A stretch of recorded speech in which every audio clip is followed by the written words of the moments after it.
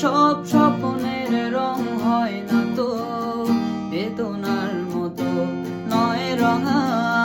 জীবনের সব কথা নয়, আমি জীবনটা কি বলতে চাই। হয়তো দুবাক্য নয়, সে তো ভালোবাসার কাব্য কয়।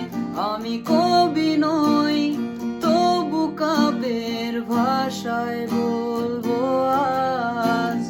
তোমার হাসির শ্রাবণডলে স্বপ্ন নিয়ে ভাসতে চাই। তোমার হাসির শ্রাবণডলে স্বপ্ন নিয়ে